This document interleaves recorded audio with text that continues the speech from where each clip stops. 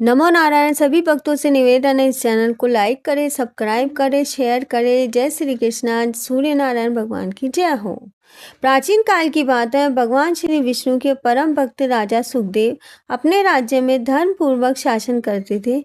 उनके राज्य में कोई भी भूखा नहीं रहता था, ना ही कोई दुखी था। परंतु राजा के मन में एक चिंता सदा बनी रहती थी कि हे प्रभु, इस कलयुग में जीव अपने पापों से कैसे मुक्त होगा। एक दिन राजा सुखदेव ने महर्षि नारद जी से यही प्रश्न किया। राजा बोले, हे देवर्षि, कल युग में मनुष्य अल्पायु है, बुद्धि चंचल है और पाप अधिक है। ऐसा कौन सा सरल उपाय है जिससे जीव भव सागर में पार कर सकता है। नारद जी मुस्कुराए और बोले, राजन, तुमने अत्यंत उत्तम प्रश्न किया है। कलयुग में पौष मास के समान पुण्यदायक कोई भी मास नहीं है। नारद जी आगे बोले, पौष मास में जो मनुष्य ब्रह्म मुहूर्त में उठकर स्नान करता है, भगवान विष्णु का स्मरण करता है, दान पुण्य करता है और कथा सुनता है, उसके पूर्व जन्मों के पाप भी नष्ट हो जाते हैं। नारद जी ने कहा कि राजन, पौष मास में सूर्यदेव अपनी उत्तरायण गति की ओर बढ़ते हैं।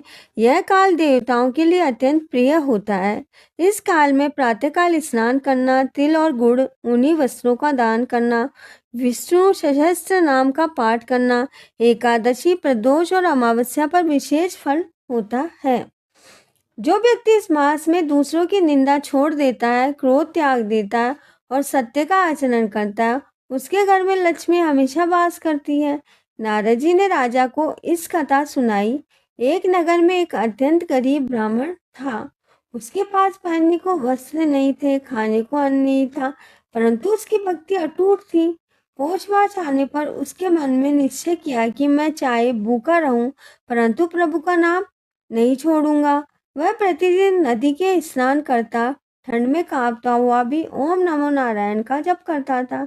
एक दिन भगवान विष्णु स्वयं ब्राह्मण के रूप में उसके पास आए और बोले, बस तुम इस कठोर शीत में क्यों स्नान कर रहे हो।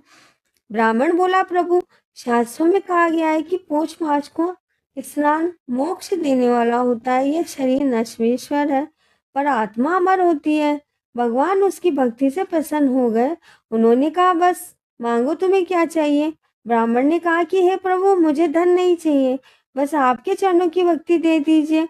भगवान विष्णु ने उसे उसी समय बैकुंठ धाम का वरदान दे दिया। उसी क्षण वह ब्राह्मण दिव्य विमान में बैठकर बैकुंठ लोक को चला गया। नारद जी बोले, राजन, जो व्यक्ति पौष मास में किसी भी भूखे को भोजन कराता है, किसी ठंडे व्यक्ति को वस्त्र देता है, गौ माता की सेवा करता है, सच्चे मन से कथा भी सुनता है, वह जन्म मरण के बंधन से तो मुक्त होता है। पौष मास में किया गया छोटा सा पुण्य भी अक्षय फल देने वाला होता है। राजा सुखदेव यह सुनकर भाव विभोर होकर उन्होंने उसी दिन से पौष मास में राज्य के लिए ध्यानशालाएं खुलवा दी, गरीबों को कंबल वितरित करवाए, विष्णु कथा का आयोजन करवाया और स्वयं भी नियम पूर्वक व्रत करने लगे। कुछ समय बाद राजा को सपने में भगवान विष्णु के दर्शन हुए।